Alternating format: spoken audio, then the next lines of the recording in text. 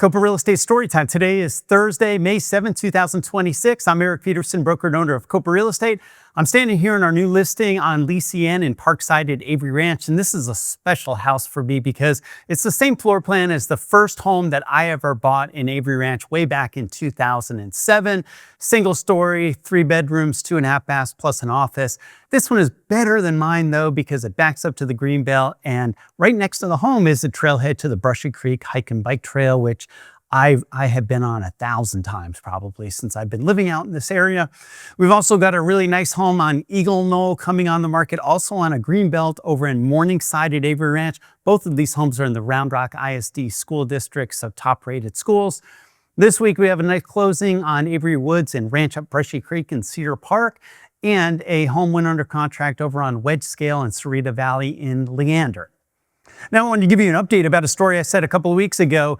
I had this home that was on the market, and we did all this work, get the home ready for sale, had an open house, got multiple offers on the home. And then one of the neighbors came over and said to the sellers, hey, let me know that top price that you guys get, and then I'll buy the house, but we'll cut out all the realtors to save money, and I'll just buy the house, right? And so a lot of my friends said, when I told this story, a lot of friends said, well, don't you work on contracts? And yes, of course, we do work on contracts. Texas Real Estate Commission doesn't let me put a sign in somebody's yard without something in writing. Other people said that, I just believe in all people are good. And my response to that, did you not just hear the story? And by the way, this is something that's happened probably 20 times in my career. Okay, so this isn't just like a one time this has happened. And other people said, well, this is your opportunity, you got to prove your value and all that kind of stuff. And by this point, when you're backpedaling, if you're sitting there trying to prove your value, oh man, you're screwed, right? It's not going to work out. So what happened?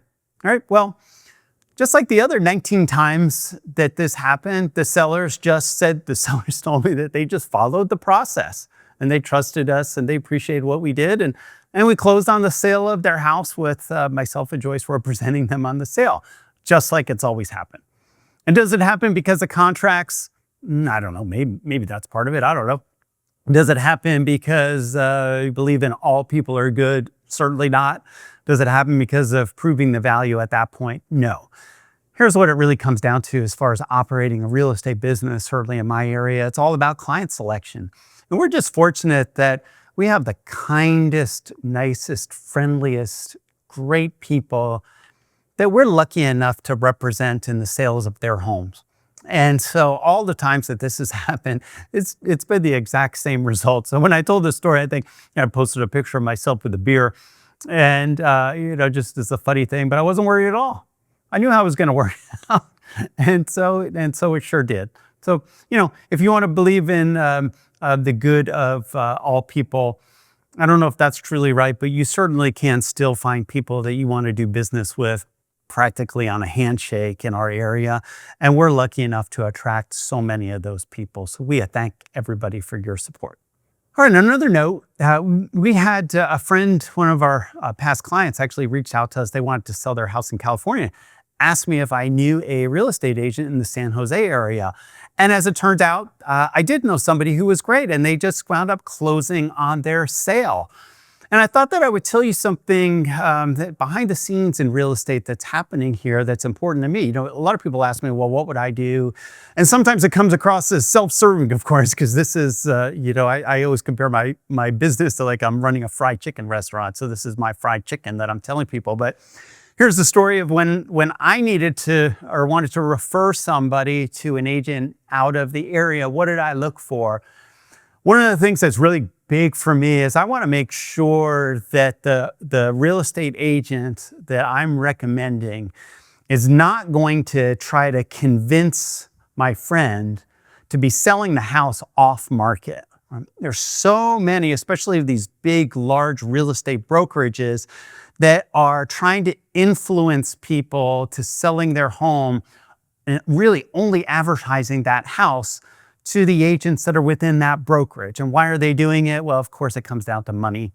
And so they, if they can double end the sale, both represent the seller and represent the buyer, it's more money for that brokerage. The brokerages are also using your listing in this way to recruit agents to come work for them because they're saying, well, if you come work for our brokerage, then you'll have the crack at the listings that we have. And so they're using it to build up their agent count as well.